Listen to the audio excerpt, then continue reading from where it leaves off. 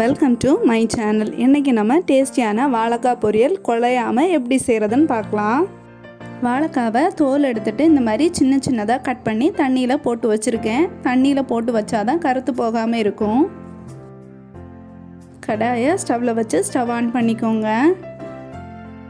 2 spoon தேங்காய் எண்ணெய் சேர்த்துக்கோங்க. 1/4 டீஸ்பூன் கடுகு சேர்த்துக்கோங்க.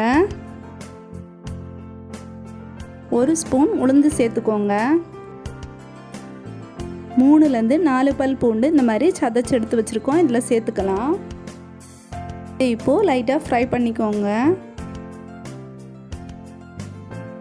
1 கைப்பிடி அளவுக்கு சின்ன வெங்காயத்தை இந்த மாதிரி கட் பண்ணி சேர்த்துக்கோங்க. 2 கொத்து கறிவேப்பிலை இதில் சேர்த்துக்கலாம்.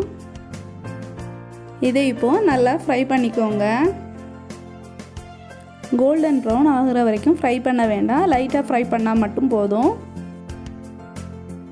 நான் இப்போது நேந்திரம் வாழைக்காய் தான் எடுத்திருக்கேன், அப்படின்னா ஏத்தம் வாழைக்கான்னு சொல்லுவாங்க. தண்ணியில் ஊற வச்சுருந்த வாழைக்காவை இதில் சேர்த்துக்கலாம்.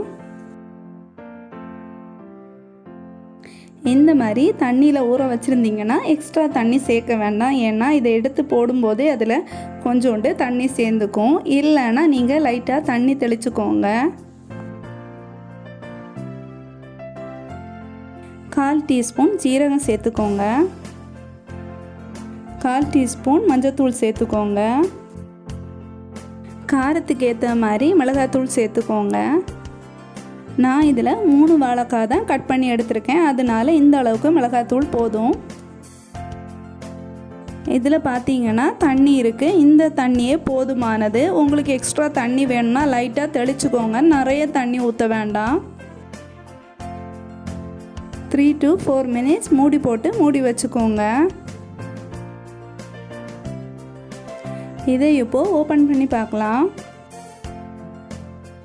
பாதி அளவுக்கு தான் வெந்திருக்கு. இப்போது தேவையான அளவுக்கு உப்பு சேர்த்துக்கோங்க.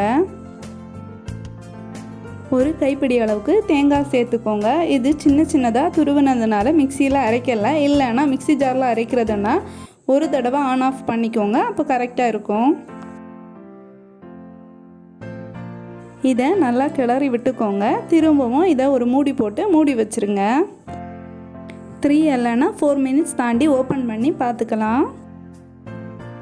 சூப்பரான டேஸ்டியான வாழைக்காய் பொரியல் ரெடி ஆயிடுச்சு. இதுக்கு கூட முட்டை வச்சு சாப்பிட்றதுனாலும் சாப்பிட்லாம், இல்லை சாம்பார், பருப்பு குழம்பு, ரசம் இந்த மாதிரி ஏதாவது குழம்புக்கு கூட வச்சு சாப்பிட்றதுக்கு நல்ல டேஸ்ட்டாக இருக்கும். இது வரைக்கும் எங்கள் சேனல் சப்ஸ்கிரைப் பண்ணலைன்னா ரெட் கலரில் இருக்க சப்ஸ்கிரைப் பட்டன் கிளிக் பண்ணிவிட்டு பக்கத்தில் வர பெல் பட்டன் கிளிக் பண்ணி ஆல் கொடுத்துக்கோங்க. அப்போ தான் நாங்கள் போடுற எல்லா வீடியோவுமே உடனடியாக உங்களுக்கு நோட்டிஃபிகேஷனில் கிடைக்கும். Thank you friends.